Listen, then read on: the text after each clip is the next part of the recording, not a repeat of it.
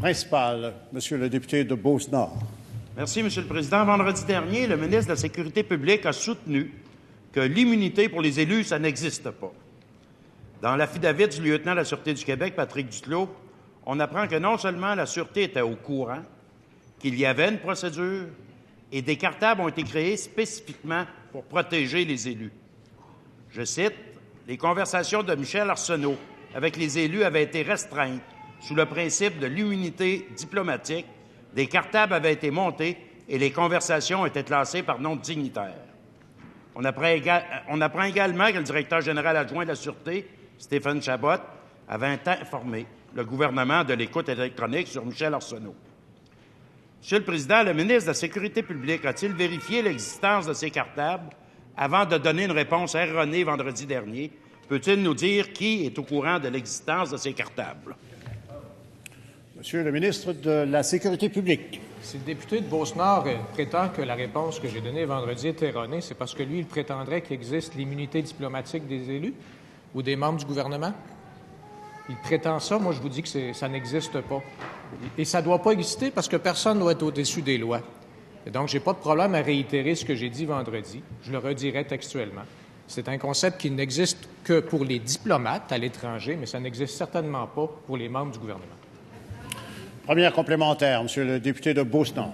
Si on se fie à l'affidavit, ici, l'immunité diplomatique a clairement été mentionnée par la Sûreté du Québec à l'intérieur de son enquête policière.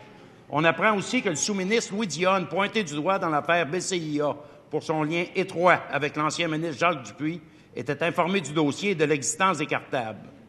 Le ministre de la Sécurité publique peut-il nous indiquer le nombre d'élus identifiés au cartable et qui sont-ils et qui a appelé Jacques Dupuis? Monsieur le ministre de la Sécurité publique. De un, je ne vais certainement pas me mêler des enquêtes policières, Monsieur le Président. De deux, dans le cas précis, nous avons mis sur pied la commission Chamberlain qui va enquêter notamment sur cette question de la protection des sources journalistiques. Et voilà un cas précisément qui risque bien, je crois bien d'ailleurs, parce que ça a été étalé sur la place publique, qui va être examiné par la commission. Je ne vais pas m'immiscer là-dedans d'aucune manière. Maintenant, si on veut parler de diplomatie et d'immunité diplomatique, ça s'applique aux diplomates, pas aux membres du gouvernement. Deuxième complémentaire, Monsieur le député de Borduas.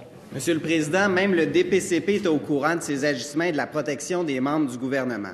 J'ai deux questions pour la ministre de la Justice.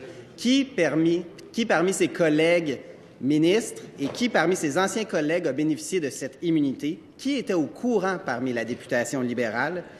Et quand va-t-elle déclencher une enquête administrative au sein du directeur des poursuites criminelles et pénales pour savoir qui a été protégé par ces agissements? Madame la ministre de la Justice. Monsieur le Président, il y a une mauvaise habitude du côté de la CAQ de vouloir se mettre directement les mains dans l'administration du directeur des poursuites criminelles et pénales, qui est une institution complètement indépendante de toute pression politique, indépendante de toute pression policière et de toute pression médiatique. Le collègue tente par tous les moyens de politiser l'institution qu'est le DPCP, mais, Monsieur le Président, nous serons fidèles au principe de sa mise en œuvre et de sa création, qui est celle de l'indépendance afin d'assurer la confiance du public à l'égard du poursuivant, qui est le directeur des poursuites criminelles et pénales.